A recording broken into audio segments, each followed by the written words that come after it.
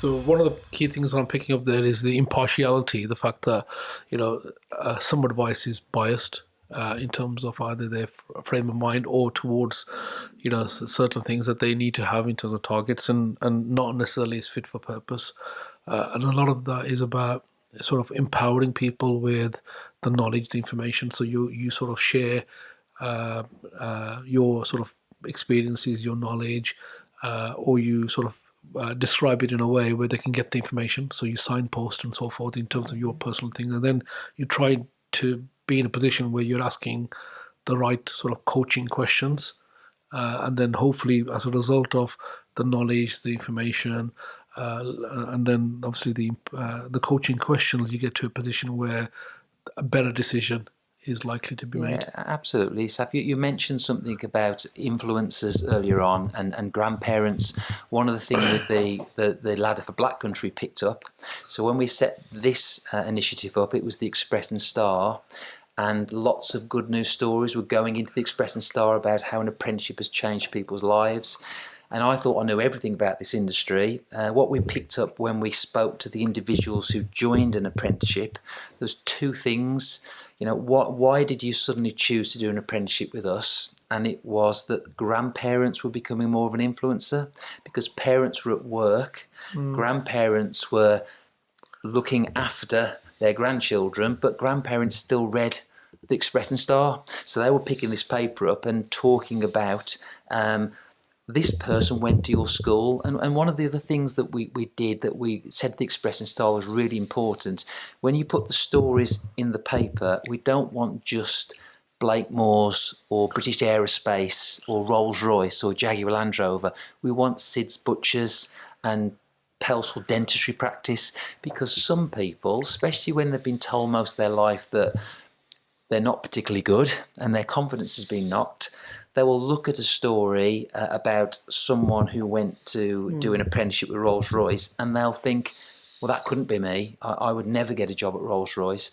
But they might look at a story that says, he went to my school and I know where that butcher's is, or I know where that coffee house is, or I know where that company is. So if they can do it, I can do it.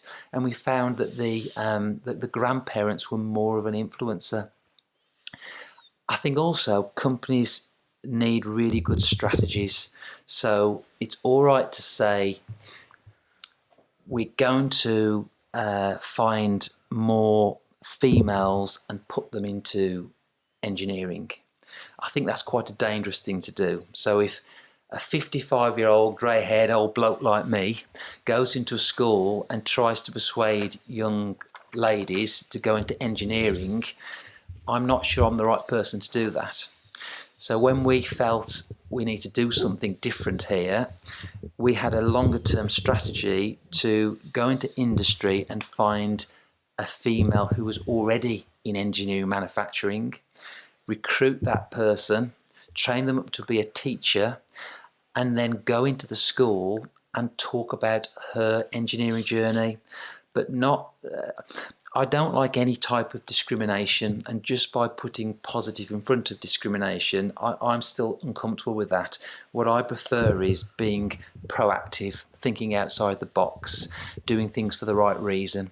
So what we didn't say to Louise, who's our tutor for engineering, go into a school and find all the females and talk about engineering, go and talk to the whole group about engineering, but we knew that she's such an outstanding person that all the females in that room would look up and be quite inspired about her journey, and the fact that she's female, and the fact that she's engineering, and the fact that all of the achievements that she's made, and now she wants to give something back. And we found all of a sudden more females were starting to apply for apprenticeships. Now, as I say, Saf, I think if I'd have just gone and said, look guys, there's great opportunities in engineering, and if you're a female, companies are really looking to get you into engineering, it probably wouldn't have had the same impact of a female person who's been through that process and was being inspirational and a role model, and that had a really positive impact. And I guess you could put that into lots of other different areas, like a lot of the work that you do, going into communities, but doing it with people that can inspire, and people can look and say, that could be me. Why don't I want to do that? And all that's really important to me. The final story I'll give, if you forgive me for taking a bit more of the time, is if we do this right, we really have a positive impact on people's lives. I went to a funeral 10 years ago to a very, very popular person that sadly passed quite young, and there was over 100 people in the room. And when we were coming out of the funeral, someone was walking at a pace to catch up with me, and when they caught up with me, they slowed down, which I thought was a little bit strange. And when I turned and looked at her, she said, you're Rob Colbourne, aren't you? And I said yes, and it wasn't me.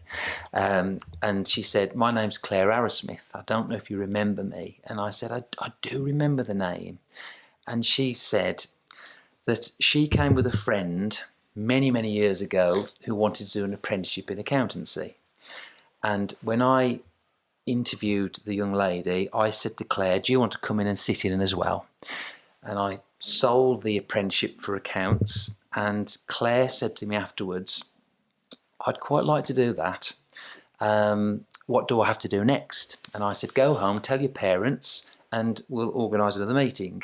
So she did come back to me, and she asked me to meet with her mum and dad, because she'd gone home and told them, and they'd said, there's no way you're doing an apprenticeship. You're going to stay on and do A-levels. So this is the parents. You're going to stay on and do A-levels, and then you're going to go to university. So I actually went to Claire's house and met with her mum and dad and told the benefits of an apprenticeship, but also said, this is the university route. They're just as good, they're just different, but Claire wants to do an apprenticeship. And I didn't persuade Dad, but I persuaded Mum.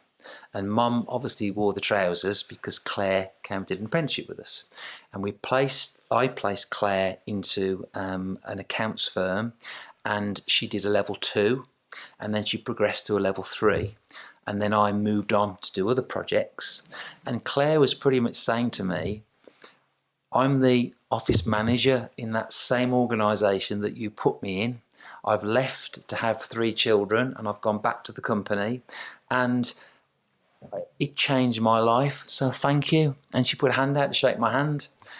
And I just found that mind-blowing, really, that I don't know what it is, 25, 30 years on, that someone remembered me for persuading the parents to put them on an apprenticeship because it was the right thing for Claire. And Claire's still at that organisation as office manager, and more importantly, she's got this huge smile on her face saying, I've loved all of my working career. I stopped for a period to have children, and I went back, and now I'm a decision maker in that organisation. That if you hadn't have come round and met with my parents and persuaded my mum to support me to do an apprenticeship, I've no idea what I'd be doing now. And that's why it's so important that Danny McLeod, who sat in front of me, and I'd made my mind up I was going to Sainsbury's, and his enthusiasm, his honesty, the career path persuaded me that this was the right path for me. And again, I'm not sure if I'd have gone to Debenhams that I'd be sitting in front of you with the achievements that for whatever reason I've got, or the impact that I've had on people's lives, because I'm doing something that I believe in based on how people have treated me and how they've influenced me and how they've inspired me. And I guess, who am I? They've had that impact on me, and I want to give something back to people and give them the same experiences that I had, if that makes sense. Canny Conversation Podcast Series 5 by Safaraz Ali.